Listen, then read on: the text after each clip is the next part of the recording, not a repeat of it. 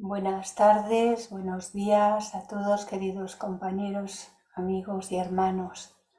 Hoy vamos a continuar en la tarde de hoy el trabajo de Taimni sobre el conocimiento de sí mismo, la parte que estábamos haciendo, y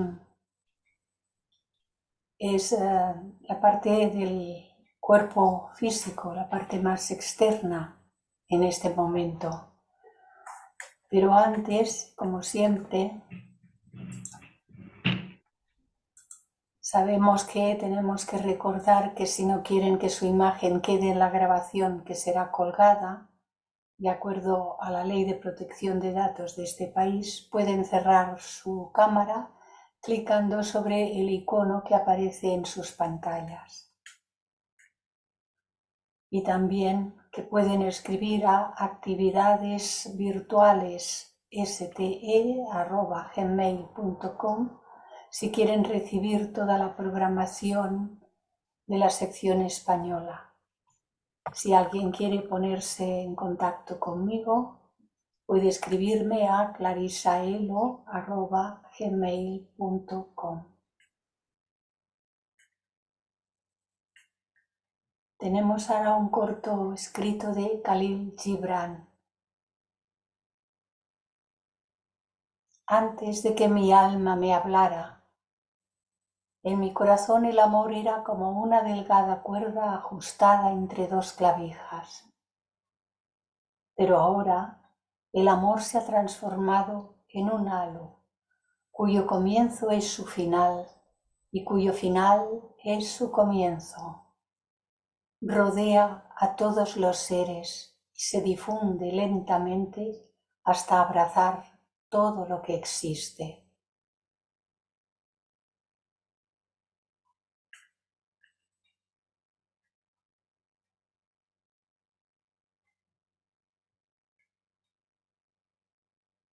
Recordemos siempre en los momentos de silencio, de recogimiento y en nuestras meditaciones, tener presente en nuestro corazón y en nuestra mente a todos los reinos de la tierra: reino mineral, reino vegetal, reino animal y reino humano, con todos los seres sin distinción de credo, raza, sexo, casta o color, tal como expresa el primero de los 3 objetivos de la Sociedad Teosófica.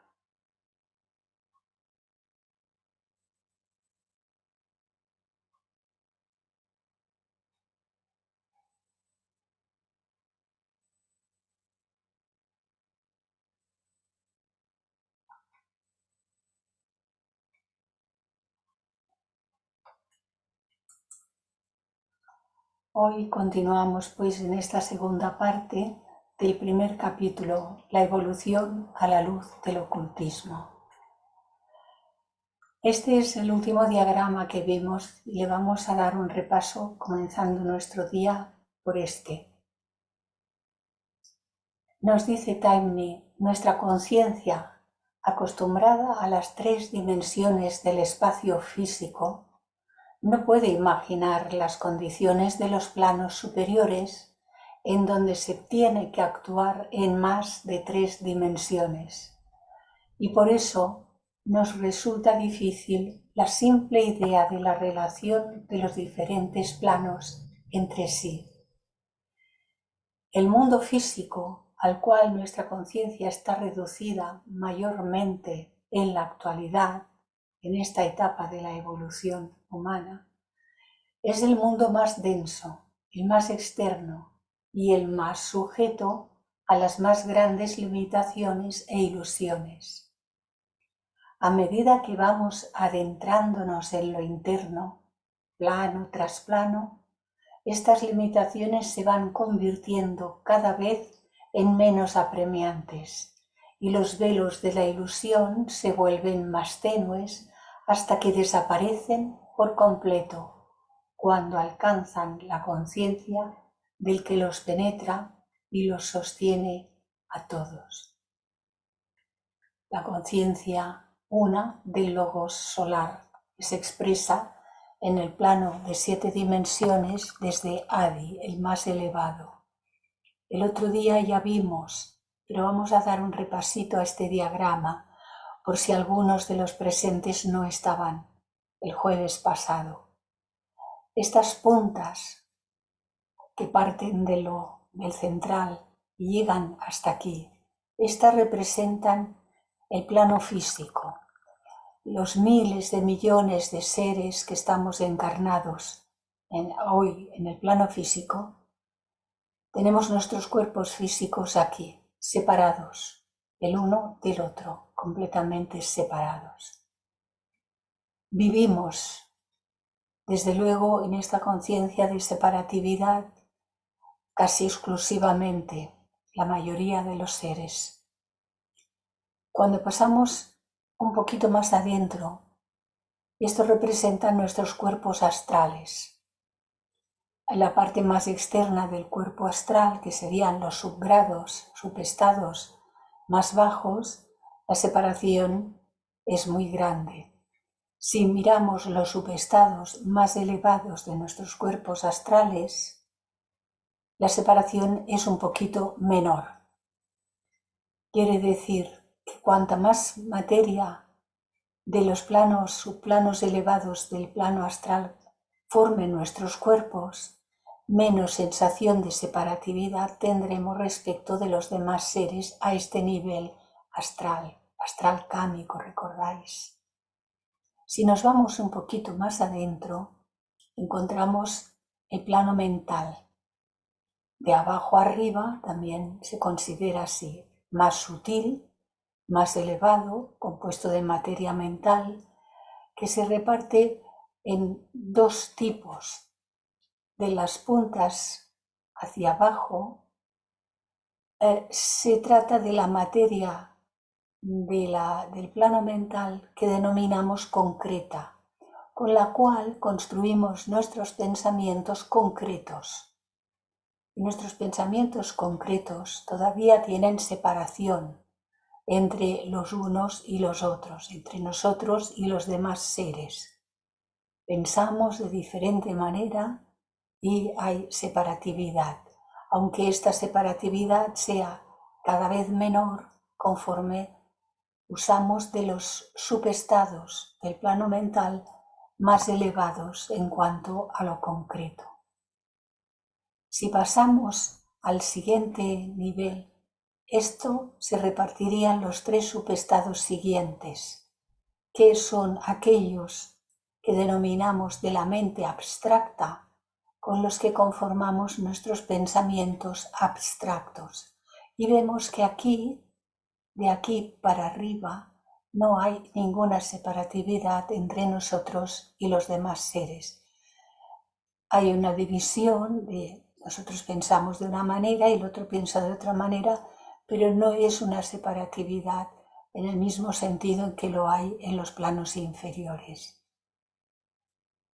De hecho, este pensar abstracto se puede comprender teniendo en cuenta, por ejemplo, a modo de ejemplo, que en el mundo abstracto existe el amor, existe la música, existen muchas cuestiones que son abstractas. Pero cuando amamos a algo o a alguien, y ese algo o ese alguien tiene en nosotros una imagen hecha con materia de los subestados de lo que denominamos la parte concreta del plano astral. Si amamos, pero amamos a algo o a alguien. De momento amamos separadamente. Amamos a nuestros hijos, amamos a nuestros padres, quizás amamos a muchos amigos, quizás empezamos a amar un poco más ampliamente, pues pasamos de lo particular muy separativo, amar a los propios hijos, pero no amar en absoluto a los demás hijos. Cuando más se comprende, se ama a todos los seres, porque todos somos hijos del mismo Padre Divino o Padre Madre Divino. Cuando pasamos al siguiente plano, el búdico, vemos que aquí las líneas se entrecruzan, porque aquí la conciencia es de unidad. Y si pasamos al átmico, por supuestísimo, que todavía lo es más, pues el plano átmico no es individual, como lo es el búdico y el mental, sino que el plano átmico es universal. No hay tu atma y mi atma, hay un atma de la cual cuelgan todos los seres individualizados. Una sola universalidad. Y por supuesto, en el plano monádico es donde aparecen todas las chispas indesprendidas, no desprendidas del único fuego cósmico. Cuando poco a poco esto se comprende a niveles cada vez más profundos, en nuestra conciencia las separatividades que aquí tienen su dominio van desapareciendo de nuestra conciencia. Seguimos con Taimni, un alma individual o Jivatma, que es así llamado también, en manifestación.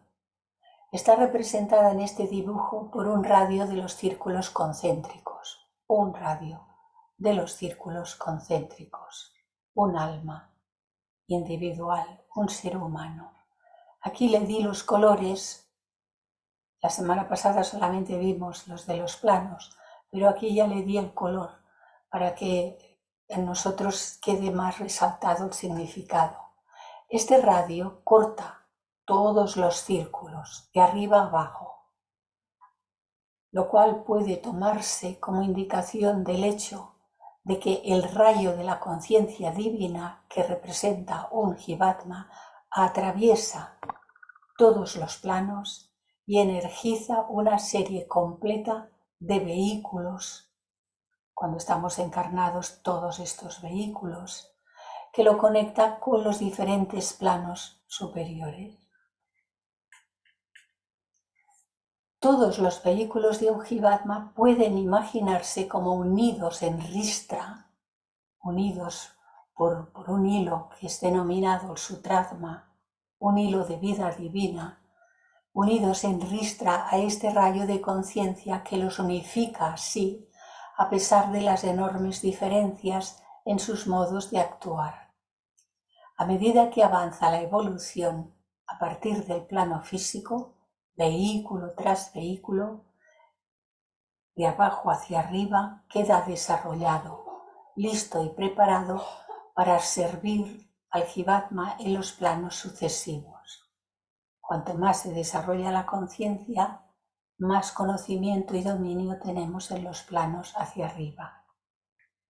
La evolución de la vida divina, por eso está en mayúscula, que llega del Logos y que después desarrolla sus potencialidades divinas y se sumerge más tarde, al finalizar la evolución, se sumerge de nuevo en él, en el Logos. Esta vida divina está representada en el gráfico por las flechas que se ven en los segmentos incluidos entre los círculos. Las etapas de involución a través de las cuales esta vida pasa antes de alcanzar la etapa mineral están representadas en blanco, porque las condiciones relativas a estas etapas no se han investigado extensivamente y se encuentran más o menos más allá de nuestro horizonte mental. Entonces, el desarrollo de la vida divina en el proceso de descenso primero hasta llegar al mineral, se dice que es de involución. ¿Por qué? Porque a medida que la vida se reviste de materia más densa cada vez en el proceso de descenso, el espíritu, vida divina, parece que no está, porque está revestido de materia cada vez más densa hasta llegar aquí. Y en este sentido se dice que el espíritu involuciona mientras que la materia evoluciona. Pasa por estos reinos, como veremos y ya sabemos en más de una ocasión por los estudios ya realizados. Cuando llegamos al reino humano el proceso se invierte.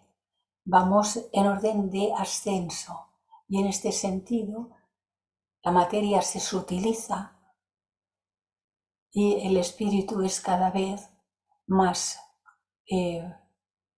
dueño de los vehículos de los que se ha revestido, porque sutilizamos los vehículos y el espíritu se puede expresar cada vez más a través de ellos.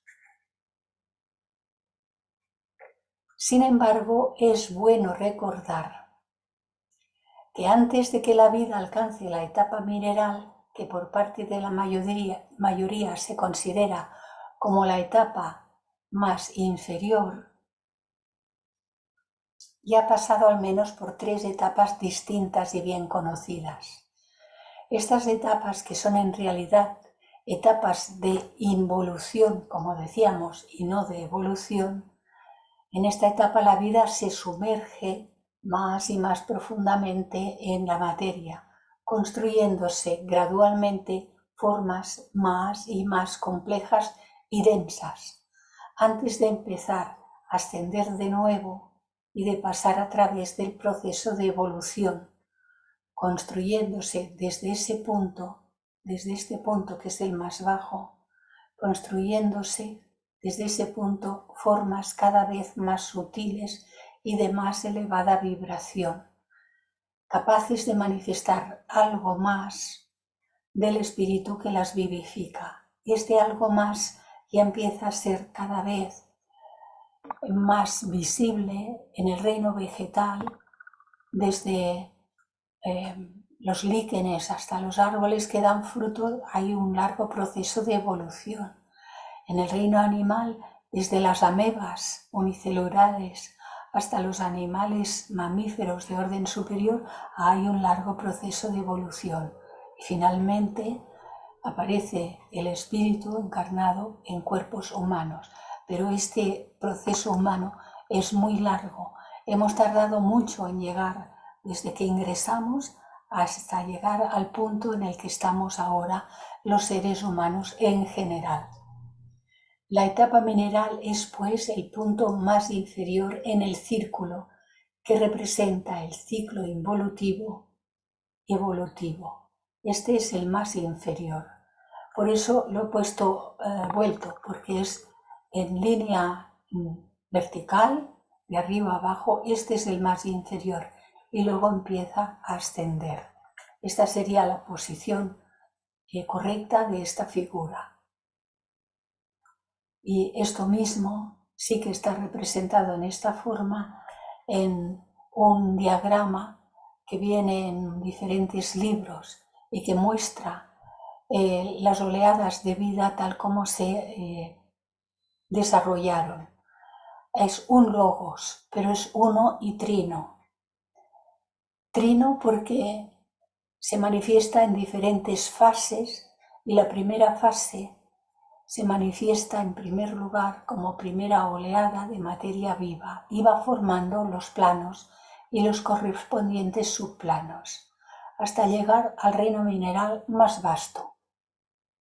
Esto es como el alfarero que prepara muchos materiales, de muchas clases de grosores y sutilidades, para luego poder hacer, poniendo en marcha otro aspecto de sí mismo, las diferentes vasijas, el alfarero, muchas formas, el logos, muchas formas, de arriba abajo. Y esta es la segunda oleada, de forma que llega aquí y construye todas las formas posibles hasta el reino mineral. De aquí para arriba, y tal como hemos visto, es en orden de ascenso. Los reinos vegetales ascienden, el reino animal asciende y por último el reino humano. El reino humano es formado por un cuerpo animal. No nos engañemos, nuestro cuerpo es un cuerpo animal, un cuerpo mamífero animal. Pero ¿qué ocurre?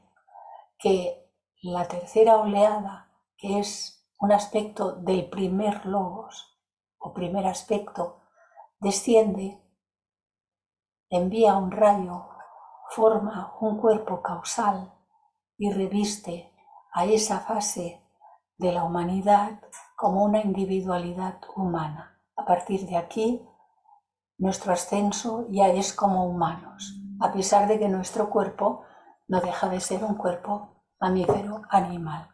Si no fuese por todo el influjo que recibe de estos planos, seríamos animales bípedos. En algunos casos se dice que a veces nos comportamos peor que los propios animales. Por consiguiente, la vida emerge claramente en nuestro horizonte mental en la etapa mineral. Aquí, la línea A del dibujo o A, arriba O y abajo A del dibujo, señala pues los límites entre lo conocido y lo desconocido. La vida en la etapa mineral, al menos por lo que se refiere a su manifestación en el plano físico, ha sido estudiada exhaustivamente por nuestros científicos modernos y las leyes de su actuación han sido incorporadas a la literatura científica, como por ejemplo la química, la física, la geología y la astronomía. Pero incluso por lo que respecta a la etapa mineral, sobre la cual la ciencia ha hecho un estudio tan detallado, el ocultismo conoce mucho más en algunos aspectos. Sin embargo, nos dice Taimni, no es necesario que ahondemos aquí en esta cuestión. La teoría predominante de la existencia de la moldavita es que surgió como resultado del impacto de un meteorito, donde la fuerza del objeto que se impactó en la Tierra y el calor y la presión que ejerció se fusionaron con los minerales terrestres, explotando en el aire y volviendo a caer por la gravedad en la Tierra. Aquí hemos visto que nos habla del mineral. Se trata de conciencia, todo es conciencia. Pero ¿cómo está expresada esta conciencia en el reino mineral? La parte más externa de los cuerpos minerales, que es lo que apreciamos cuando nosotros tomamos una piedra en el suelo, una piedra preciosa, un cristal precioso, etcétera, etcétera, la gran variedad. Estos tienen la base muy desarrollada, pero las partes más sutiles del plano físico las tienen menos desarrolladas, porque su función no es esta. Y tienen un pequeño punto que se introduce en el campo astral, pero en la parte más baja del plano astral. ¿Cuál es la conciencia en el reino mineral? ¿Podemos decir que tiene conciencia? Sí, la tiene. Pero ¿cuál es esa conciencia? Esa conciencia viene determinada por la capacidad de transformarse bajo la presión y el calor. Y de ahí que un carbón se transforme en un diamante. Esa es la capacidad de transformación en respuesta al calor y a la presión. Posiblemente hay algunos otros indicadores que yo desconozco, pero estos dos son un hecho. Y esa es la conciencia del mineral. Responde. No se queda igual, responde y cambia su cuerpo. Esa es la conciencia. No es autoconciencia, cuidado, pero es conciencia porque la vida divina está vivificando el reino mineral. No nos descuidemos. Por lo tanto, luego pasaremos a estos porque nos va a ir hablando de ellos. La etapa siguiente en la evolución comprende el reino vegetal, donde la respuesta a los estímulos externos es un poco más clara que en el reino mineral y donde toda la capacidad de sensación está desarrollada en mayor grado. Las sensaciones no son todavía muy definidas porque el cuerpo astral de los vegetales, que es el vehículo para la sensación de los sentidos, en lugar de ser un vehículo organizado, en los vegetales es una mera amalgama indefinida de materia astral. Por lo tanto, no podemos decir que las plantas y los árboles sientan placer o dolor en el sentido en que nosotros damos a estas palabras. Pero su respuesta a los estímulos externos se asemeja a cierta clase de placer y de dolor. Y en el gráfico vemos que los cuerpos vegetales ya tienen desarrollado hasta la parte más superior de los subestados superiores del plano físico. Y lo que destaca en el plano astral es mucho más grande de lo que lo era en el reino mineral. Y así los animales mamíferos de orden superior son los que tienen el vértice, por decirlo según el diagrama, más arriba, penetran más a la posibilidad de esas sensaciones que se asemejan, como nos dice Taimni, al placer y al dolor. Vemos aquí algunas figuras que son vegetales, desde una microscópica hasta uno de los árboles más grandes que hay sobre el planeta, una secuoya. Deberíamos recordar que en el mismo reino vegetal existen grandes diferencias con relación al grado de evolución y que los organismos más superiores de este reino tal vez poseen una mayor capacidad para sentir las sensaciones que los organismos más inferiores del reino animal. Es decir, los más inferiores tendrían la punta aquí apenas despuntando sobre el plano astral y los más superiores, tal como hemos dicho, más arriba.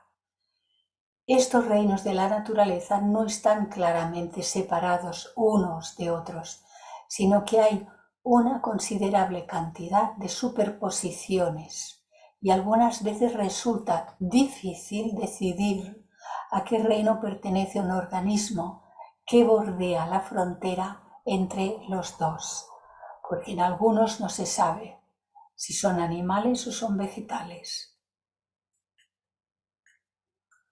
La vida en el reino vegetal, tal como se manifiesta en el plano físico, a través de organismos físicos, también ha estado sujeta a mucha investigación y las leyes y los hechos que conciernen a esta parte de la vida constituyen la ciencia de la botánica. La vida en el reino vegetal es realmente mucho más evolucionada que en el reino mineral, pero el hecho de que los organismos vegetales tengan sus raíces en un lugar fijo limita enormemente la variedad de estímulos que puedan obtener de su medio ambiente. Y ello hace, esta es una flor que se abre una vez al año, que por cierto dicen que huele fatal. No recuerdo su nombre y no sé si lo escribí debajo, es que hay una parte que yo no la veo, la parte más baja no la veo. Pero es una flor que se abre una vez al año. Entonces, el hecho de que las raíces estén fijas en el suelo, en la tierra, también hace que se tengan que adaptar al medio ambiente en los lugares de mucho calor, sequía, etc., en los lugares de mucha humedad, agua, etc., como por ejemplo en los sitios donde hay manglares que tienen las raíces en el agua. Hay mucha variedad. Esta limitación queda subsanada en la etapa siguiente, en la etapa del reino animal, y la capacidad de movimiento que poseen los animales abre la puerta a un número mayor y más variado de experiencias.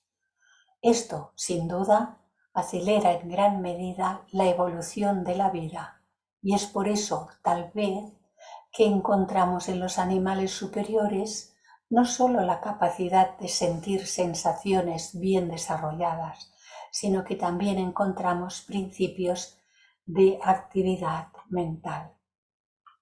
Me he descuidado de comentar el tema de la conciencia en el reino vegetal. ¿Cuál es la conciencia en el reino vegetal? También es su capacidad de responder al agua que recibe, al sol que recibe, a la calor que recibe, a los estímulos con otras plantas que son vecinas, a las cuales a unas se acerca y de otras se separa. Y todo ese movimiento en cantidad de formas vegetales es su capacidad de cada una de ellas, su capacidad de desarrollo de conciencia, no de autoconciencia. Ese es el que acabamos de ver. Y que aquí lo vemos expresado todo el conjunto en la siguiente forma. Hemos visto la capacidad física en el reino mineral.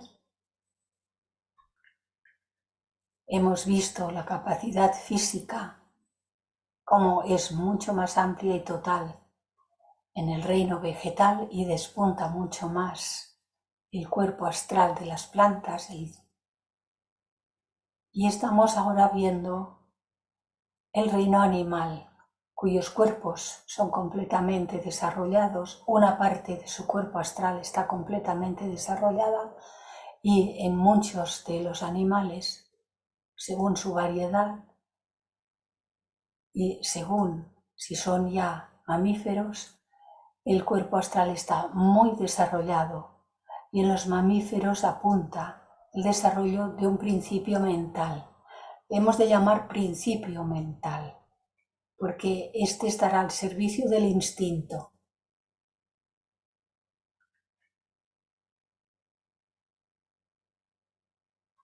Más tarde está el reino humano, que tiene todo su cuerpo astral desarrollado, el mental mucho más desarrollado, y está apuntando en la etapa actual un poquito a la parte abstracta del plano mental, en la etapa actual. De hecho, si leemos en la bibliografía de la señora Blavatsky, la primera bibliografía, dice que esta parte aún hoy está muy poco desarrollada en los seres humanos, pero debe haber algunos individuos que sí la tienen un poco. Y esta es la etapa siguiente, en la que un día entraremos, en la que el cuerpo físico estará muy sutilizado, la parte inferior, la parte superior del cuerpo físico estarán muy sutilizados, por eso se describen de esta manera. La parte del cuerpo emocional estará muy sutilizada y tendremos pleno dominio de nuestras emociones y sentimientos. La parte mental estará muy desarrollada en su totalidad, la inferior con menos predominio que la mente superior, la abstracta, que estará completamente desarrollada. Y habremos comenzado el desarrollo del aspecto intuicional búdico, como recordaremos. Y habrá una conexión con el aspecto universal átmico.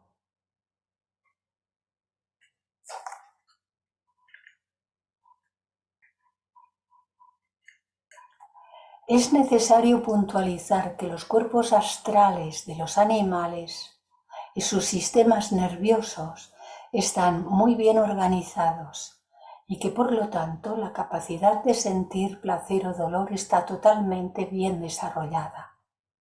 Por este motivo, cualquier daño infligido al cuerpo físico, el animal lo siente agudamente, aunque sea incapaz de expresar sus sentimientos.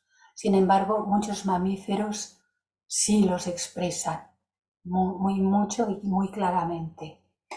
Los que infligen dolor a los animales o son la causa de que éste les sea infligido, tanto que sea para la obtención de alimentos como por el placer del deporte, deben tomar nota de esto.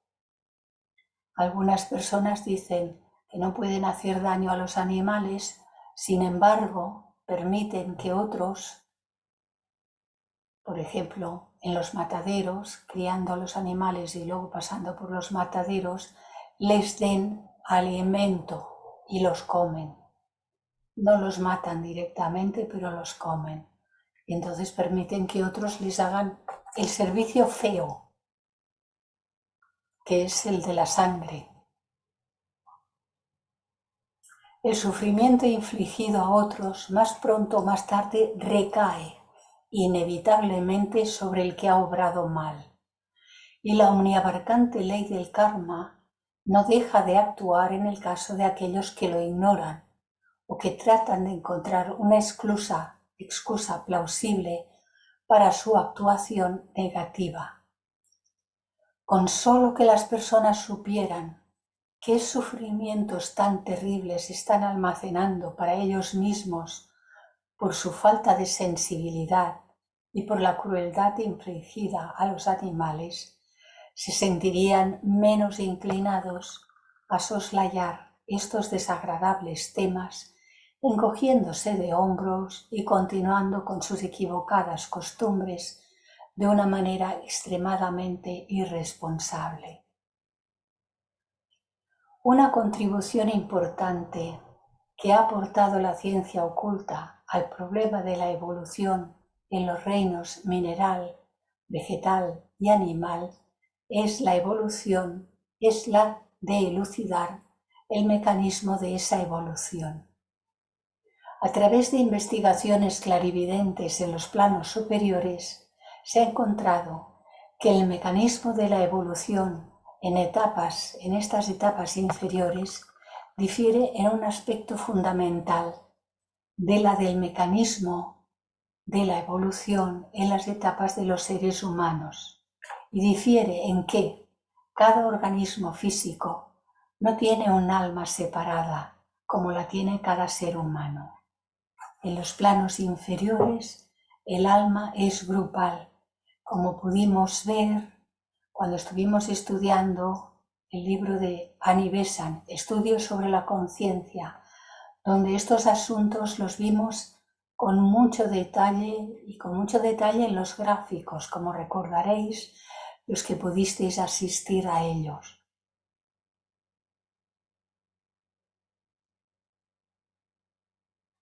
Y todos estos seres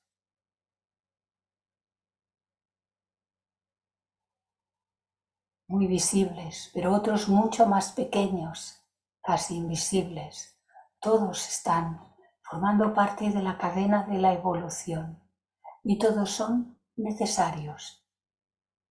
Y no es oficio nuestro hacer desaparecer a ninguno de ellos.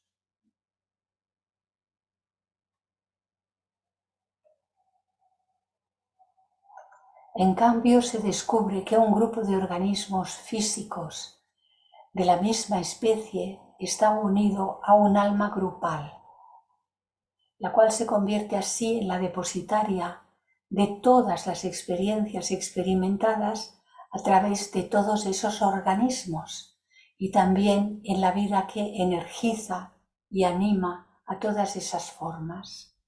Este hecho tan interesante de evolución colectiva arroja luz sobre muchos problemas relacionados con la vida de los animales y de las plantas, y de vez en cuando pone en evidencia de una manera muy marcada los métodos ingeniosos de que se vale la naturaleza para conseguir sus fines.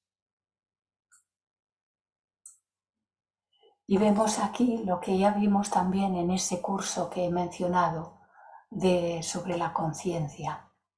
Vemos aquí que lo que se recoge es la idea de las almas grupales. Y el alma grupal mineral, que es con poca envoltura, el alma grupal vegetal, el alma grupal animal. Y entonces aquí cuerpos mentales, esos incipientes cuerpos mentales de los animales de orden superior que se servirán para el instinto, para el aspecto instintivo de los animales. En la tríade inferior del cuerpo astral, la envoltura astral para esos cuerpos y el doble etérico de esos cuerpos. Más hay la envoltura del alma, el alma grupal, donde todos los que van desencarnando son recogidos. Un cuerpo físico de un animal cuando desencarna, viene a recogerse su unidad en el alma grupal, de su propio grupo. No se mezclan unos grupos con otros. Entonces habría muchos más grupos, uno tras otro. Y así sucesivamente tal. Pero cuando un animal mamífero de orden superior se acerca al punto en el que esta clase de animales, entre ellos se cuentan los perros, elefantes, caballos, camellos, este tipo de animales que tienen contacto muy, muy fuerte con los seres humanos, llega un momento que su propio reino animal ya no le da de sí para desarrollar más conciencia. Y entonces, en lugar de unirse al grupo, se queda aislado. Se va quedando aislado y forma una unidad sola. Pero a partir de esa unidad sola, desconozco si puede encarnar como animal varias veces más, porque más tarde o más pronto ha de quedar en stand-by hasta que sea la hora en edades futuras, cuando tenga que incorporarse esta unidad de alma, dotada, como lo fuimos también nosotros, de un cuerpo causal, formando una humanidad futura. Pero esto ya entra en un estudio más detallado del tema. Lo vimos con mucho detalle en este curso que he mencionado.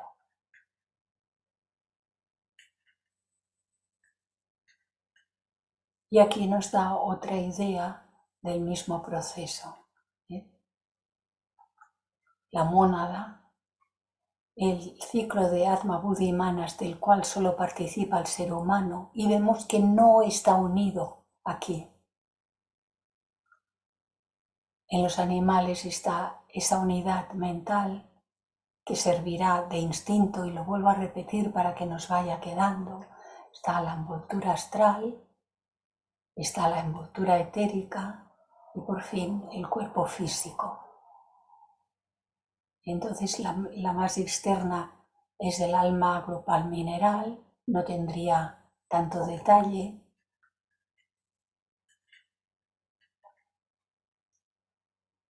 Esto tal como hemos visto. Y esto es el que hemos visto, solo que ahora nos lo presentan más detallado.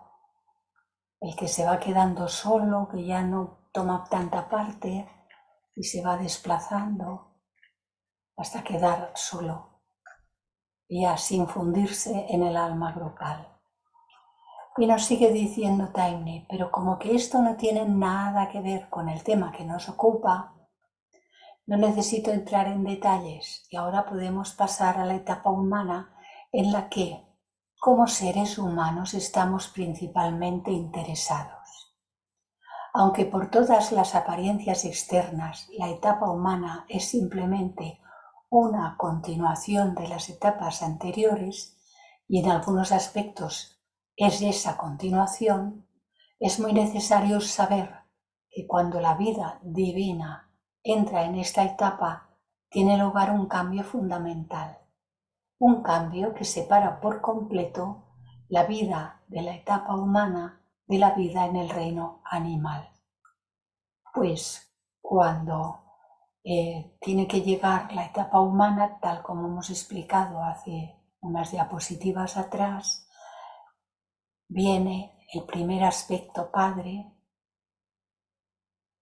la chispa de la mónada humana permanece aquí y su influjo construye aquí un cuerpo causal en la zona del mental que denominamos superior, y a partir de aquí todo el centro se mantendrá durante todo el ciclo humano aquí. Y nosotros, desde el físico para aquí, cuerpo físico, cuerpo astral emocional, cuerpo mental inferior concreto y el cuerpo causal. Y estamos implicados en el desarrollo cada vez de los aspectos más superiores del mental concreto y a poder ser, desarrollar la parte de la mente abstracta para poder conectar con nuestro yo superior, con el verdadero ser que somos. Este cambio mencionado brevemente consiste en la formación del cuerpo causal, como hemos dicho, el vehículo más externo del alma espiritual, individual, en el cual la vida del Logos desciende directamente desde arriba y a través del cual y a partir de ese momento este cuerpo causal empieza a actuar de una manera más dinámica, cada vez más a medida que el individuo humano progresa en su evolución. Recordad que los párrafos o notas entre doble paréntesis y en amarillo las añado yo cuando considero que ha de haber un poquito más de explicación. Esta introducción del nuevo elemento no está presente en los vegetales ni en los animales. Es el origen de esa facultad especial en el hombre que en psicología se conoce como autoconciencia. Esta solamente corresponde a la humanidad, autoconciencia, y que hace que sea posible ese rápido e ilimitado desarrollo de la vida divina que tiene lugar en las etapas humana, en la etapa humana y luego más tarde la etapa superhumana que hemos visto en el otro diagrama. La vida se ha convertido en una unidad individual de conciencia divina y esta conciencia puede seguir expandiéndose sin ninguna limitación. Y entonces, ¿qué es la conciencia en un ser humano? Nosotros, a partir de ser seres humanos individualizados, tenemos la posibilidad, y es nuestra meta, y es nuestra herencia divina, desarrollar nuestra conciencia para conocer a todos los seres en todos los planos, desde lo más básico de los reinos minerales hasta todo lo conocido en los reinos vegetales, animales, el propio humano, los superhumanos, y cuando se alcanzan estas etapas, conocer los mundos en nuestro sistema solar al completo y luego mucho más tarde más allá. Pero alcanzando estas etapas superiores se conoce todo el sistema solar.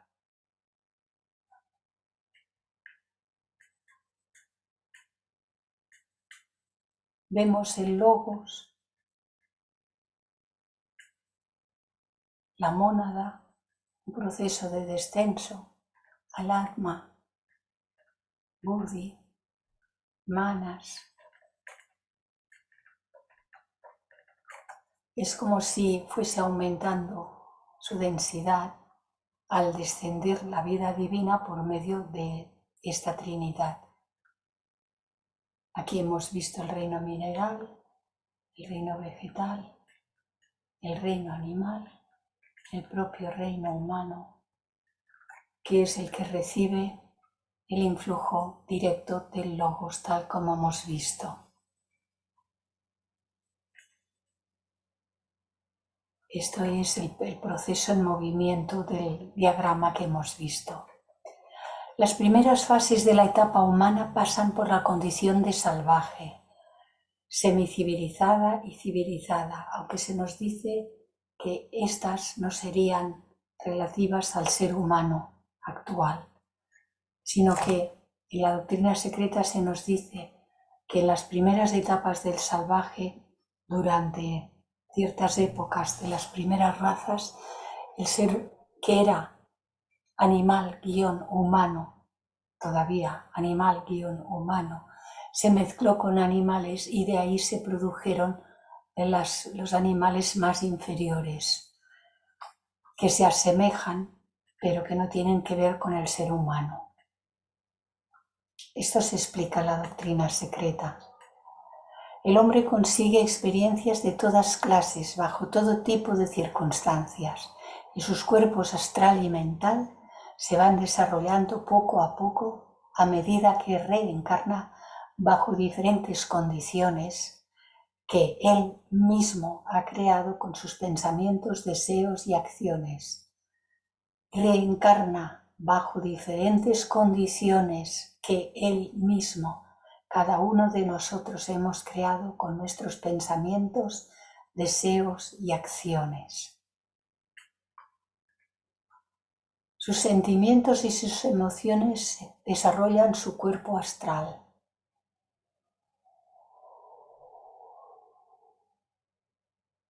Aquí. Y pensando en términos de imágenes concretas, desarrolla la parte de la mente inferior, aquí. Mientras que los pensamientos dedicados a las cosas superiores y a los temas abstractos aportan el desarrollo de la mente superior, aquí, trabajando a través del cuerpo causal. Lo puse aquí para que nos demos cuenta de que está metido aquí, en un cuerpo causal. Aquí era muy pequeño y se desdibujaba completamente.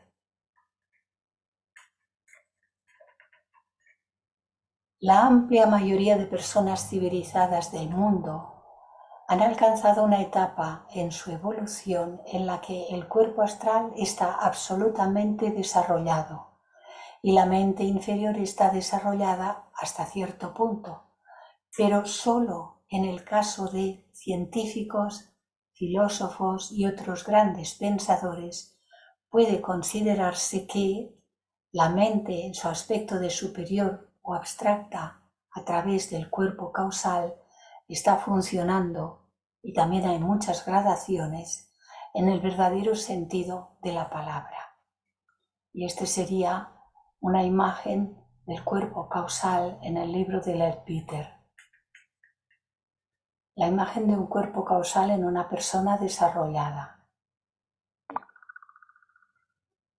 Después que un individuo ha pasado por toda clase de experiencias, vida tras vida, y ha empezado gradualmente a dedicar sus pensamientos a las cosas superiores y a vivir una vida noble y desinteresada, el siguiente vehículo, es decir, el del plano búdico, también empieza a desarrollarse poco a poco, y la iluminación que llega desde esa región a la mente se manifiesta como la facultad del discernimiento o viveka, tal como se ha denominado en sánscrito. El hombre empieza a aceptar que existen incluso, aun cuando no posea pruebas de ello. Las facultades que se dice que devienen del aspecto búdico crístico y desde ahí se derraman hacia abajo son primero y la más básica, pero muy importante, la comprensión. La comprensión es búdica, no es cerebral. El cerebro es un instrumento de la conciencia. El segundo es la inteligencia, la verdadera inteligencia, no la capacidad acumulativa del cerebro a la mente concreta con la cual uno puede estudiar montones de libros y puede hacer varias carreras científicas o de todo tipo y acumular muchos conocimientos en este nivel. Pero la inteligencia viene de aquí, y mostrado está que muchas personas con grandes estudios son incapaces de afrontar las situaciones que se les desarrollan y se les presentan en su propia vida cuando éstas devienen, a pesar de todos sus conocimientos intelectuales. Para eso se requiere la inteligencia búdica que se derrame hacia abajo ya. Y esta es tarea nuestra por medio de todo el proceso de purificación de las acciones, es decir, el pensar, el sentir, los actos y las palabras, y adecuar estos vehículos para que sean receptivos a lo que deviene desde el plano búdico. El discernimiento es una cualidad búdica mayor y la intuición espiritual La única verdadera intuición es esta, para cuando hayamos desarrollado la capacidad de que se pueda derramar hacia abajo. Y la percepción espiritual sin velos es más superior todavía. Se nos dice que el Atma se relaciona con el plano físico indirectamente. El cuerpo búdico se relaciona con el cuerpo astral kámico. La mente abstracta se relaciona con la mente concreta, porque cuando encarnamos lo hacemos de aquí para abajo y entonces esta tríada se tiene que expresar por medio de estos tres. El cuarto es prana, por eso le llaman cuaternario, pero son tres cuerpos en tres planos, en cada uno en su plano, y animados y vitalizados por prana, han de ser los vehículos de expresión de la tríada superior, Atma, Buddhi, Manas. Estas cosas las hemos oído y las hemos visto, pero hasta que esto no está en un nivel de nuestra conciencia en que no necesitemos el diagrama, entre tanto los hemos de utilizar y los hemos de compartir, porque todos hemos de estar aprendiendo.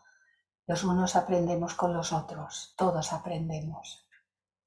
Este buddhi o intuición, tal como se le llama en la psicología occidental, es la facultad con ayuda de la cual se reconocen todas las verdades espirituales y sin cuyo desarrollo el hombre no puede realizar ningún progreso en el terreno de la espiritualidad. El simple intelecto, tal como hemos estado comentando hace un momento, no es de ninguna utilidad en una región que está fuera del marco de sus actividades. Si se presta atención a este impulso y se le orienta debidamente, el hombre, más pronto o más tarde, pone sus pies en el sendero que conduce a la perfección, alcanza finalmente la meta y abandona el reino humano. En nuestro plano es el ser humano, hombre y mujer, pero en el plano superior es la humanidad. El hombre aquí sería pues con H mayúscula, pero es el superior, el aspecto superior, el que es hombre con H mayúscula. Si este impulso no se atiende, si es sofocado por la mente inferior, porque está ella atrapada en todos los intereses externos, materialistas, o si es obstruido por los deseos mundanos, entonces el hombre puede verse obligado a vagar durante muchas vidas tratando de escoger entre atracciones opuestas. La polaridad, recordamos, ¿verdad? Las atracciones de la vida superior que le empujarán hacia arriba, porque más tarde o más pronto estas dejarán de tener interés para nosotros y serán las atracciones de la vida superior las que sean entonces nuestro único motor. Pero más pronto o más tarde, como resultado de las repetidas lecciones aprendidas con el sufrimiento, las frustraciones y las desilusiones de la vida del mundo, la llamada divina se convierte en demasiado potente para resistirse a ella, y el hombre vuelve su espalda a la vida inferior, a la vida externa, a la vida mundana, y dirigiendo su rostro en dirección a lo divino, empieza a ascender paso a paso hacia la cima de la montaña. Nos enseña la perfección que todos alcanzaremos algún día y también nos muestra los peldaños de esa escalera por la que llegaremos a esa perfección. En realidad, la característica más importante de esta visión oculta de la evolución no es la percepción intelectual que obtenemos al observar el trabajo de la naturaleza, sino la seguridad que ella nos da de nuestro triunfo final sobre nuestras dificultades, imperfecciones y limitaciones. Cuando el vehículo búdico está suficientemente desarrollado y empieza a influir claramente la mente, entonces nace ese impulso divino que anuncia el despertar de la naturaleza espiritual. El hombre empieza a preguntarse sobre la vida, empieza a preguntarse sobre los problemas fundamentales de la existencia, de los cuales el hombre que está espiritualmente dormido no es ni siquiera consciente. Empieza a buscar una salida a este mundo de ilusión y de sufrimiento. Aspira a impulsar la vida superior del espíritu y se siente emparentado con sus compañeros, todos los seres humanos, todos los hombres y mujeres, lo cual el hombre corriente difícilmente puede comprender. Hemos llegado lejos, recorriendo rápidamente con el pensamiento el largo camino de la evolución por el que todos nosotros estamos viajando desde que salimos de lo divino. Y hemos llegado a la etapa en la que nace el impulso divino en nuestro interior y nos hace pensar en nuestro verdadero hogar y en la manera de regresar a él. Echemos ahora mentalmente una ojeada sobre el camino que todavía nos queda por recorrer y sobre las etapas que quedan por cubrir. ¿Qué es lo que haremos cuando sintamos este anhelo por la vida superior? Lo primero que hay que hacer, desde luego, es pensar profundamente sobre los problemas fundamentales de la vida y aclarar nuestra mente hasta que estos problemas se despejen ante nuestra visión mental. Y nos demos cuenta de que el único modo en que pueden ser resueltos satisfactoriamente y para siempre para nosotros es pisando el sendero que conduce a la perfección y a la iluminación. Es necesario pasar por este proceso preliminar de profunda reflexión y de escudriñar a fondo nuestro corazón antes de tomar ninguna decisión relacionada con estas cuestiones vitales, porque en muchos casos este impulso ocasional que llega de nuestro interior es de naturaleza evanescente todavía y es el resultado de las reacciones que nacen de las desilusiones y de las frustraciones de la vida.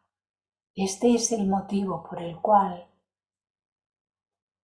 algunas personas, no pocas personas, se acercan a la teosofía o otras vertientes relacionadas con el conocimiento de sí mismo en etapas en las que están pasando por un problema gravísimo en su vida.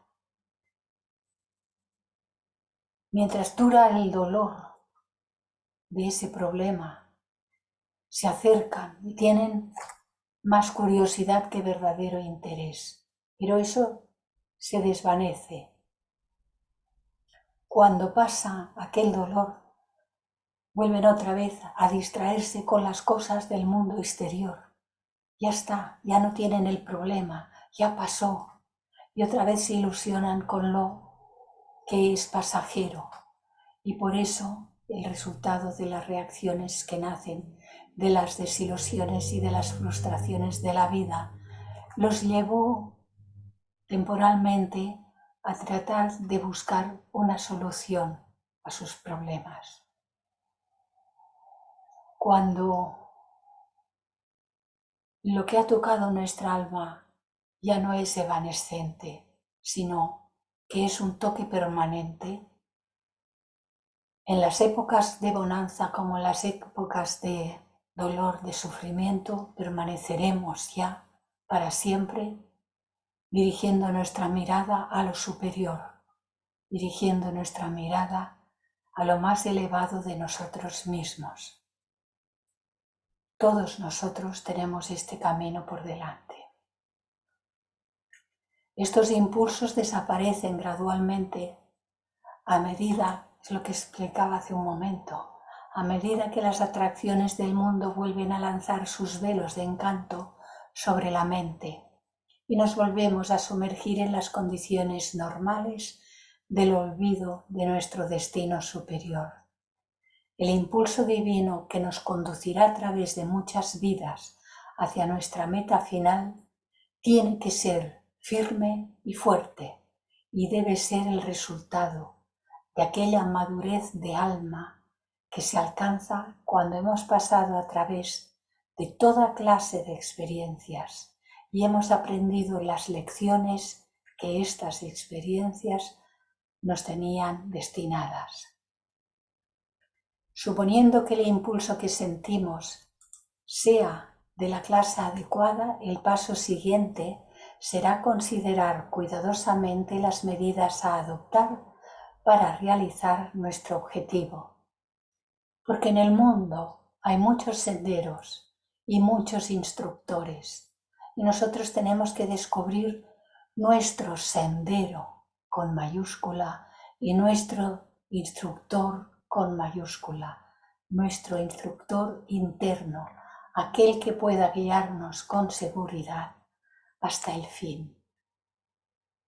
Algunos de los senderos que se extienden ante nosotros son como callejones sin salida y algunos instructores que se ofrecen para enseñarnos son como ciegos guiando a ciegos y por consiguiente la adecuada elección de nuestro sendero y de nuestro instructor con minúscula, cuando todavía son los de aquí afuera, nuestra adecuada elección nos evitará mucha pérdida de tiempo y muchos sinsabores. Para aquellos que han pensado profundamente sobre los problemas de la vida y han emprendido el plan de la evolución, no habrá ninguna dificultad al hacer la elección. El único sendero que pueden escoger es el sendero con mayúscula, que ha sido hollado por todos los grandes instructores y rishis del pasado y que conduce a la perfección de la vida humana. Llámese a esa perfección nirvana, iluminación, Jivanmukti o cualquier otro nombre. Y el único instructor que pueden tener es su yo superior, el cual está sentado en su corazón. Les ha conducido a su estado actual y es capaz de guiarles infaliblemente hasta el final, hasta la meta de la iluminación. Como sea que este es un rápido examen de las etapas de la evolución a través de las cuales hemos de pasar, no es posible aquí entrar en detalle sobre las cualidades que se han de adquirir por parte de aquellos que aspiran a pisar el sendero que conduce finalmente a la iluminación y a la liberación de las ilusiones y del sufrimiento de la vida humana. Existen varias obras en la literatura oculta que dan una información muy detallada y muy útil sobre estas materias, si bien alusiones importantes sobre este tema se encuentran esparcidas por doquier en este tipo de literatura, en la literatura teosófica. El propio Taimni tiene el libro La ciencia de la yoga, que detalla paso por paso y punto por punto todo el desarrollo.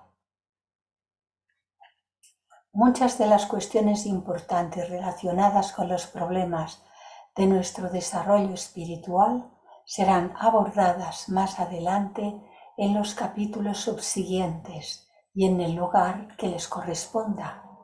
¿Es posible tener alguna idea relativa a esta elevada condición de Jivanmukti o liberación, la perfección de vida que es alcanzada por aquel que ha cruzado los límites que separan la etapa humana de aquellas que están más allá de ella? No, a no ser de la manera más imprecisa, obtener una idea no es posible a no ser de una manera todavía imprecisa, porque hay cuestiones que se nos pueden explicar de una forma lo más acercada posible, y esto hacen todos estos libros, pero que no podremos conocer realmente hasta que no las vivenciemos directamente por nosotros mismos. Todos y cada uno de nosotros ha de vivenciarlo todo, vivirlo. Pero el enorme adelanto hecho por el adepto que ha alcanzado esta etapa puede juzgarse hasta cierto punto por el hecho de que en su caso, en el caso de un adepto, todos los 5 vehículos inferiores de conciencia, teniendo en cuenta los vehículos cuando se están encarnados también, son la átmica, la conciencia búdica, la conciencia mental al completo, la conciencia astral, la conciencia física. Estos vehículos están totalmente desarrollados y vivificados, y el adepto puede actuar en cualquiera de ellos con plena conciencia.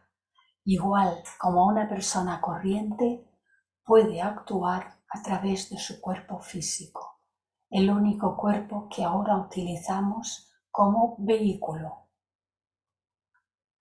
Los adeptos solo tienen que centrar su conciencia en cualquier vehículo, en cualquiera de ellos, desde el átmico para abajo, para ponerse en contacto en el acto con el plano correspondiente y conocer todo lo que deseen conocer de ese plano, aunque la palabra conocimiento es una palabra muy pobre para expresar la actuación de la conciencia en los planos espirituales superiores.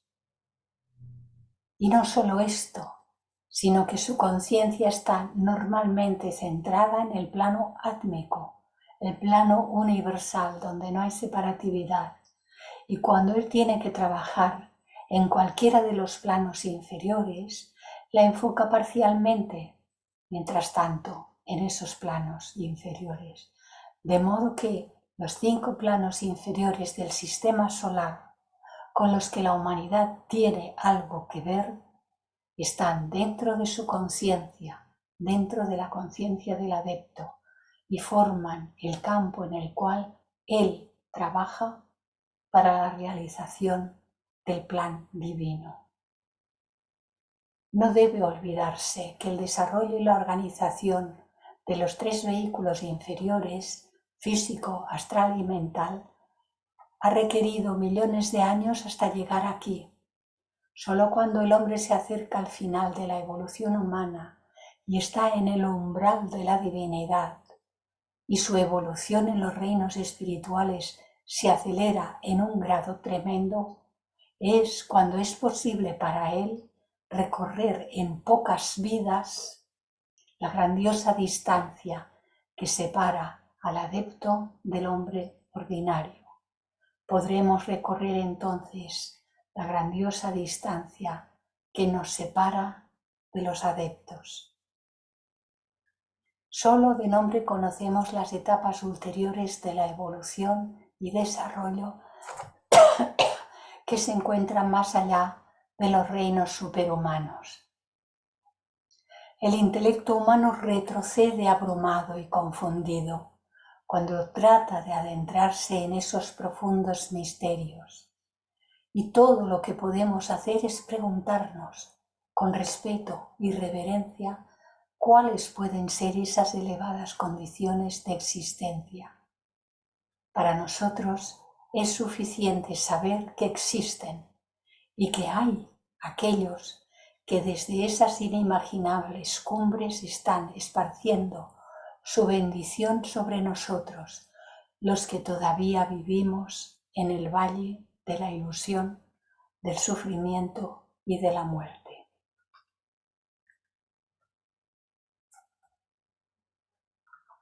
Y este capítulo termina aquí y también nuestro encuentro de esta tarde.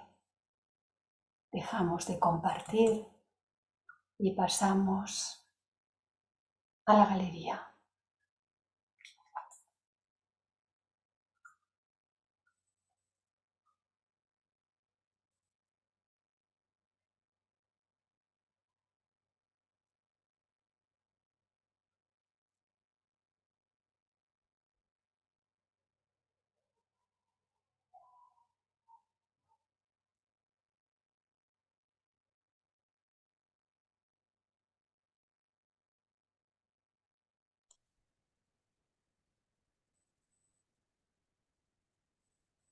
El José, silencio, el silencio nos da la tranquilidad de poder analizar tus palabras.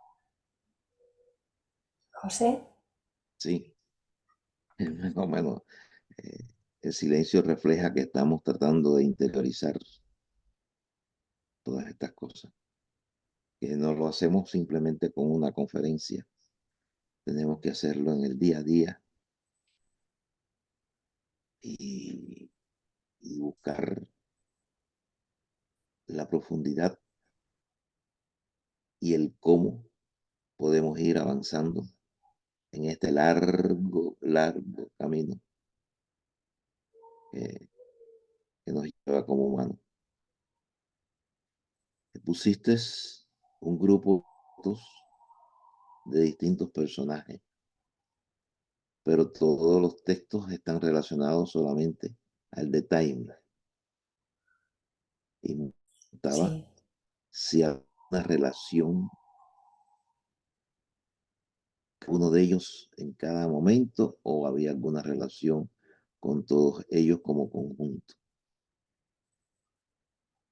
Bueno, el texto es toda esta parte que hemos visto el jueves pasado y este es de Taimni, el texto. Sí, Pero como hacía referencia a ciertos aspectos, tomé aquellos diagramas que he ido intercalando porque hablaba de esos asuntos del reino mineral, del reino vegetal, del reino animal y tal. Y por eso los inserté, para poder explicar mejor los aspectos de que trata Taime. Próximamente podremos entrar al estudio del doble etérico humano, porque Taimni no entra a ese detalle. En su libro Conocimiento de sí mismo, Taimni no entra a ese detalle, pero el libro de Powell lo detalla mucho y entonces entraremos a poder estudiar con detalle la parte sutil, la parte etérica del cuerpo físico. Y así paso a paso iremos profundizando en los diferentes vehículos. Luego más adelante, cuando habla del cuerpo astral, hay otra parte de Taimni. Cuando habla del cuerpo mental, hay otra parte de Taimni. Cuando habla de los procesos superiores, y es al final, será al final de todo el curso, habla de los vehículos superiores y de la transformación. Todo estará dentro del orden de lo inferior a lo superior. Lo he colocado todo en ese orden. Lo coloqué en su día, cuando lo confeccioné, pero como ahora lo estoy repasando diagrama por diagrama para adecuarlo al PowerPoint actual, porque lo teníamos en el sistema antiguo y lo tengo que adaptar a las medidas y todo, me está dando la oportunidad de mejorar algunas imágenes, de mejorar algunos diagramas. Si veo algo que puede ser explicado mejor todavía, pues trato de ponerlo así. las fotos humanos sí no estaban relacionadas Las, con la foto de los humanos que pusiste. Bailey, la serie aquella. Prada, fuiste colocando algunas fotos de personas. Se Ah, refieres a sí, los presidentes, a los presidentes. ah, sí. Wow, es que ahora no caía yo lo que me estaba. Discúlpame, José, no caía. Sí, no, las fotos ya el jueves pasado ya había los diferentes presidentes, desde el más antiguo, el primero que hubo, y luego los sucesivos. Hoy ha salido Tim Boyd, que es el actual, y también ha salido Catherine Tingley, que fue presidenta de la sección americana de la Sociedad Teosófica. Y Mabel Collins. Y Mabel Collins también ha salido, y han salido varios. Los fui poniendo con la idea, no los he mencionado porque bueno, se veía la foto y se veía el nombre de quién era, no los he mencionado, pero lo fui poniendo porque muchas veces aparece alguno, se cita alguno, pero tenerlos así, que estén todos, no los había encontrado. Y cuando lo confeccioné, estas fotos sí que ya las había puesto en la primera etapa, cuando lo confeccioné. Sí. Han salido todos los diferentes presidentes y otros personajes de relevancia teosófica de todos estos años, de estos 100 y pico de años, 148, 49. Sí.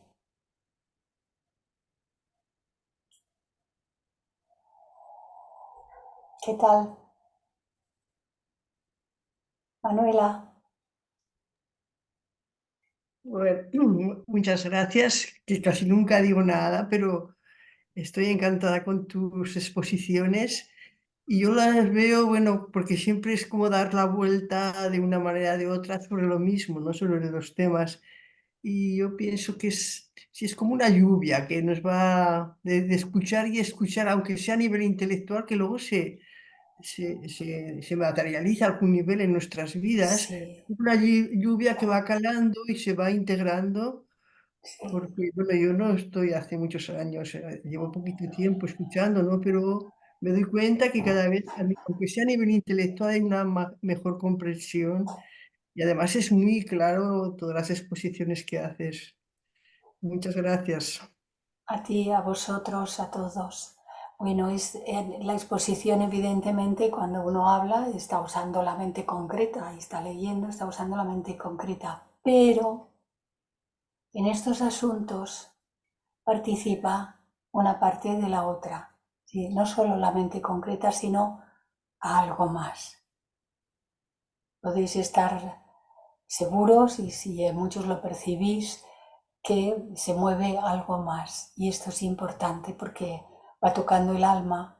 Como dices, Manuela, lo has expresado en una palabra muy preciosa, como una lluvia que empapa. Gracias. Sí, porque si no sería una sola vida. Sí, Y tenemos que tener más. y tal como estamos, pues poco, qué horror, no. Algo hemos hecho en esta, pero queda mucha tarea por hacer. Muy Por lo bien, menos de eso sí estamos convencidos. sí. Bueno,